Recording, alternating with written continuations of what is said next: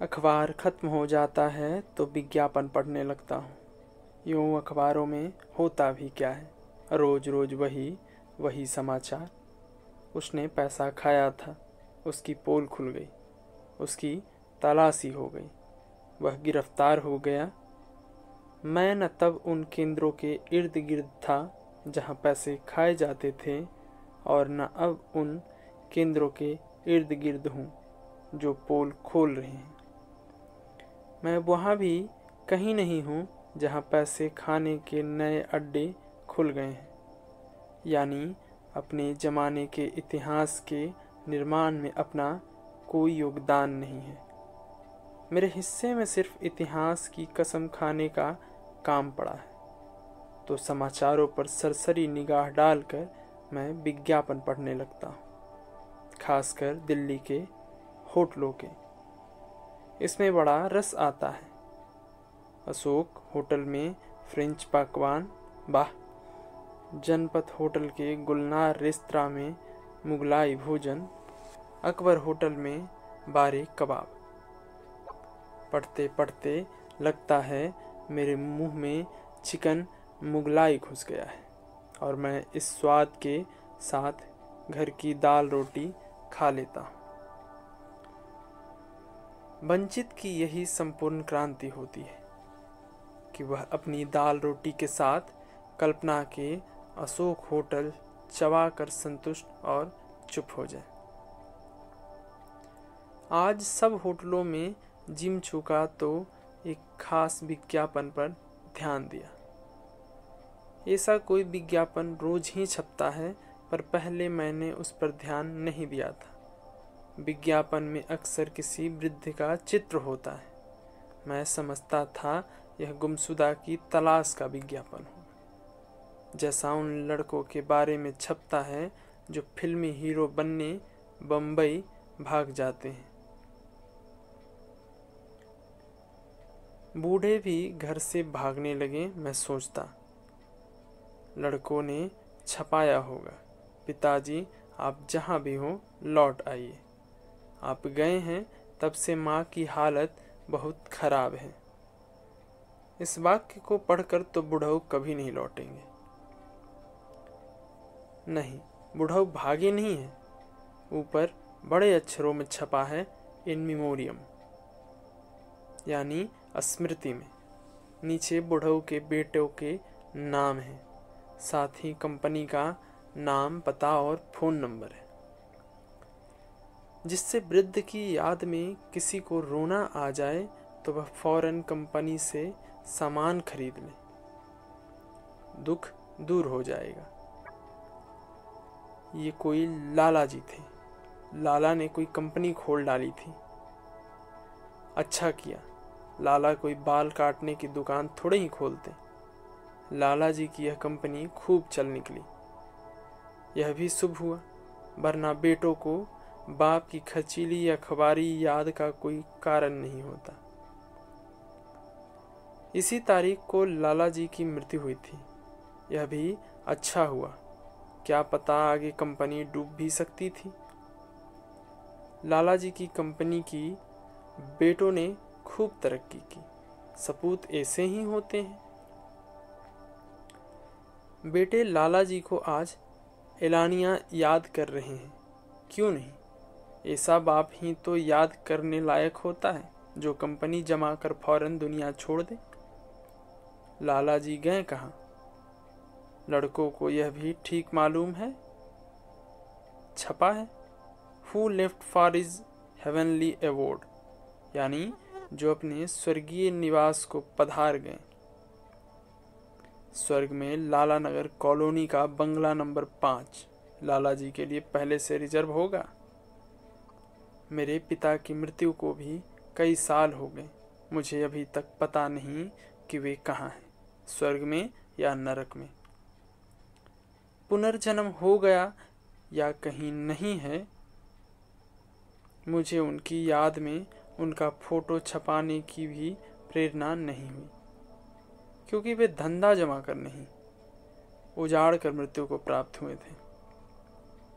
उन्होंने सही पितापन स्थापित ही नहीं किया।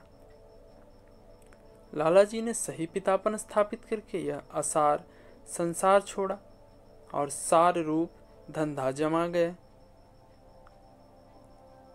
लाला जी स्वर्गीय हो गए और मेरे पिता सिर्फ मरे। अंग्रेजी में मरे को द लेट कह देते हैं, हम उसे स्वर्गीय या दिवंगत कहते हैं। विश्वासों और संस्कारों का छल भाषा में आ ही जाता है। बेटों को क्या पक्का पता है? मुझे शक है, शायद लाला जी का पुनर्जन्म हो चुका है। मनुष्य जन्म दोबारा 84 लाख योनियों में भटकने के बाद मिलता है। लाला जी इतने जल्दी मनुष्य तो बने ना होंगे।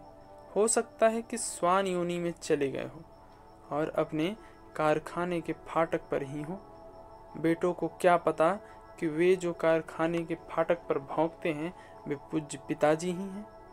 वे मजमून नहीं पढ़ेंगे और घबराहट में अखबार छिपा लेंगे कि कहीं कोई देवता इनाम के लोभ में उन्हें पकड़वा न दे। ये बेटे लाला जी को क्यों दुखी और परेशान करते हैं? इस अखबार को उस कारखाने के कर्मचारी भी देखेंगे। वे शायद कहें, यही है वह दुष्ट लाला, मजदूरों का खून चूसता था, कितनी कम तनख्वाह देता था और कितना काम लेता था। मजदूर एक दिन बीमार पड़ जाए तो पैसा काट लेता था। व्यापारी भी इसे देखेंगे। वे शायद कहें, अरे आज सवेरे किसका मुंह देख लिया, अरे इस लाला ने जिसका पैसा लिया वापस नहीं दिया। मेरी सलाह मानते तो मैं इन पिता भक्तों से कहता, उम्र दराज पिताजी की फोटो इस तरह मत छपाया करो। लोग इनके बारे में बुरी बुरी बातें कहते हैं, उनकी दबी हुई बदनामी उभर आती है। पर लड़के मेरी बात नहीं मानते। पिता का फोटो छपाना उनके लिए सजावट और विज्ञापन है। जिस दिन लाला जी मरे उस दिन उनका फोटो छपाना लड़कों के लिए वैसा ही है जैसे दिवाली पर नया रंगीन साइन बोर्ड बनवाना। वरना लाला जी को कौन जानता? किसे मतलब है कि उन्होंने कौन सा पराक्रम किया है? किसे इसमें गरज है कि वे मरे कि नहीं और कब मरे? मगर लड़कों ने पिताजी की याद को राष्ट्रीय महत्व दे डाला। पैसा ऊपर हो जाता है तो वह अपना रूप प्रकट करना चाहता है। वह अकुलाता है कि मैं हूँ और दिख नहीं रहा हूँ, मैं अपने को अभिव्यक्त करूँ। और पैसा इस तरह फूट फूट कर प्रकट हो जाता है जैसे पके फोड़े का मवाद। फोड़पन के लिए भी हैसियत चाहिए। मेरी हैसियत नहीं है तो लाला जी के बेटों पर हंस रहा हूँ। पैसा और फोड़पन दोनों आ जाए तो मैं गहरा रंग खरीद कर चेहरे को रंगवा लूँ। एक गाल पीला दूसरा लाल, नाक हरी कपाल नीला। मेरे सामने एक पैसे वाले युवक की शादी का निमंत्रण पत्र रखा है। कई रंगों का है, इतने गहरे रंग हैं कि पढ़ा नहीं जाता कि शादी के बारे में लिखा है या श्राद्ध के। वर की तस्वीरें भी हैं, बैठे हुए, सोचते हुए, लिखते हुए, सितार बजाते हुए। मुझे मालूम है यह युवक लेन देन के मामले में एक बार पिट भी चुका है। एक फोटो इसका भी छपना था, वर जूते खाते हुए। इस निमंत्रण पत्र को देखकर मतली आती है। फोड़ा पककर फूट गया है और मवाद बिखर रहा है। कल इधर एक बारात आई थी। मजदूरों के सिर पर कई गैस बत्तियां रखी थी। दूल्हे का सजावट ऐसी कि बधू को उसे देखकर उल्टी हो जाए। 2 बैंड और उनके साथ ही लाउड स्पीकर। बड़ा घमासान कोलाहल। बारातियों को विभिन्न रंगों से पोत दिया होता तो अच्छा होता। मेरी दीवार पर एक कैलेंडर टंगा था जो मैंने निकलवा दिया। बड़े व्यापारी का कैलेंडर था। उसमें धन की देवी लक्ष्मी फूल पर बैठी थी। फूल में सौंदर्य होता है, गंध होती है, कोमलता होती है, मगर ये लक्ष्मी फूल को कुर्सी समझकर उस पर बैठी है। धन की देवी है ना। जब इनका यह हाल है तो देवी के कृपा पात्र फुहड़पन क्यों नहीं करेंगे। फिर भी मैं कहता हूँ देवी, तू अपनी बैठक बदल दे, सिंहासन पर बैठ और हाथ में फूल ले ले, यह फूल जूड़े में खोस ले। फिर तू जिसे चाहे धन दे, मगर उसके साथ ही थोड़ी सी सुरुचि 1-8 किलोग्राम दे दिया कर। इससे इन्फेक्शन नहीं होगा और संपन्नता के फोड़े से बदबूदार मवाद नहीं बहेगा।